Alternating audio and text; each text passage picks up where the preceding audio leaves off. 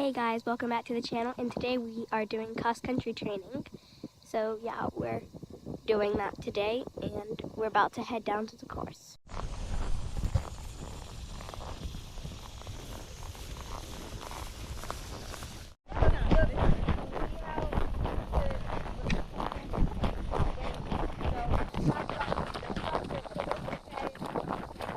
Something for these two especially, he's lazier, so he's not having so much of the same problem. But these two especially, right, they're willing to go forward. They're willing to go forward, they're ready to go, and you guys are trying to keep them down with you, which that's good. I don't want them to run away with you, that's the right answer. But getting them to come back to you isn't gonna come from this and that, right? It needs to come from here. It needs to come from, we talked about this with the shorter reins, right? So that we have plenty of room to go and keeping it straight. 20-meter circle around me, both directions. After we pass that test of cantering a nice circle around me, then we can go jump. Steady. Okay, I'll go first.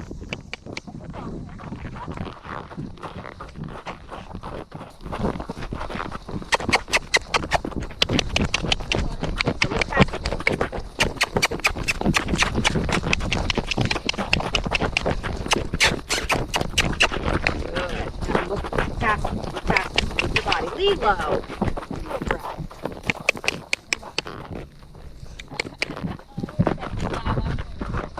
Alright, let's try that again.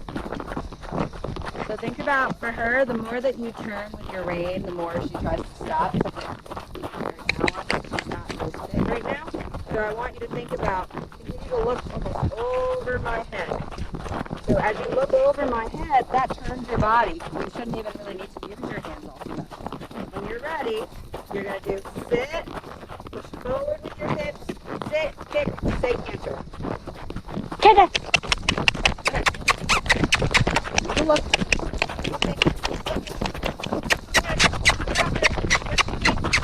Up there. There you go. Now look. Don't pull. Look. Don't pull. Look. Push, push, push. Not pull. Push and look. Push and look. Ready?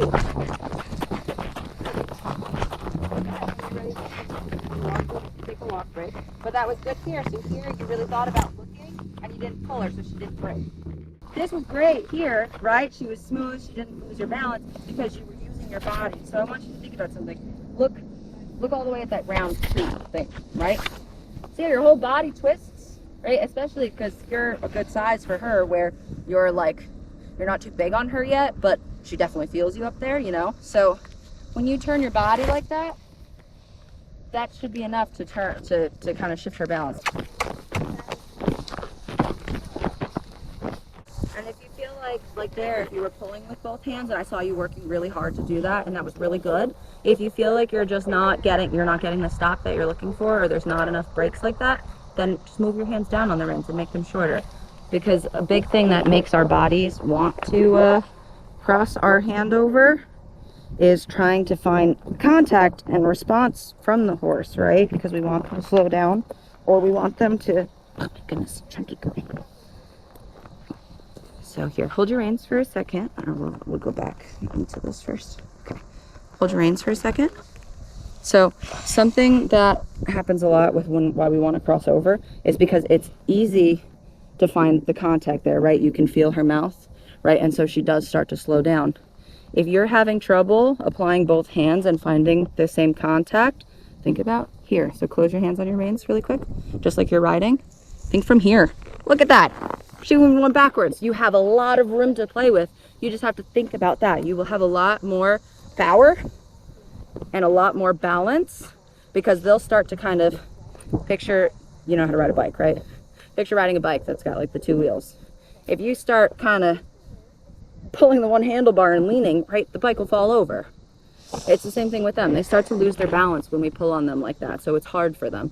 Thinking about here, and you've got so much more muscle and strength in your arms and so much more room to play with through all of this, okay? Because like I said, immediately our brains want to do this because they find a response, because that's the shortest distance to reach their mouth. But you have so much more. See? Feel difference?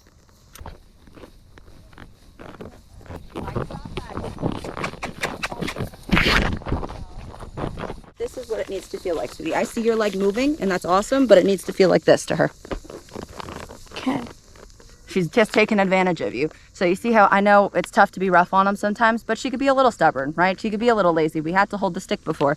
But do you feel how when you really were like, nope, she's gonna move her body over. So you've got to feel her move over. See how she's moving sideways?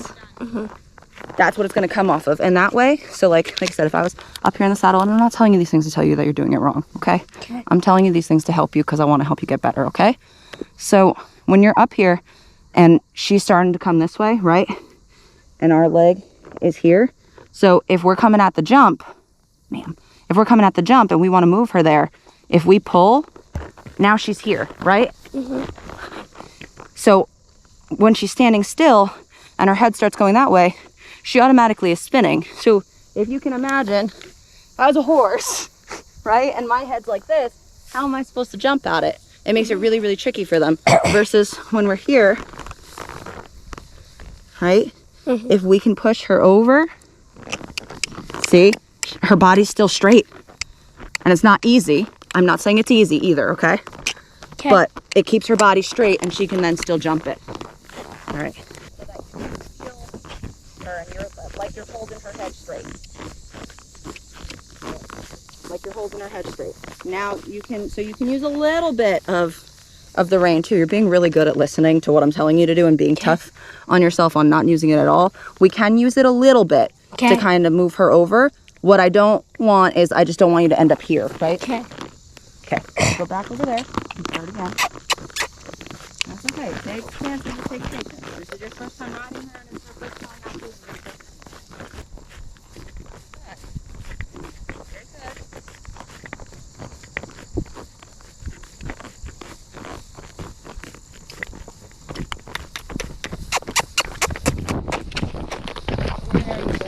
Good boy.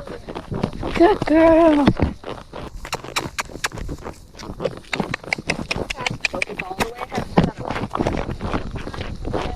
So that was better, and that's fine. That's always a great decision. Something to think about too if you're riding at home or you're just riding with friends. It's okay to do things slow. It's better to do things slower and make sure that we get it right and get it good for the pony, because it's all training them, right? Every single time that you ride, you're either untraining them or training them. So we want to make sure we do good things for them and teach them good things. Even though obviously, you know, we want to do lots of fun things. We want to gallop around and we want to jump all the things. That's all fun. But if they learn to pull little pony tricks on us, that's not going to be safe to do the bigger things later on, right? So in the times where they say no or they're giving you trouble, there's never anything wrong with doing it slow. Doing it slow and doing it right, right?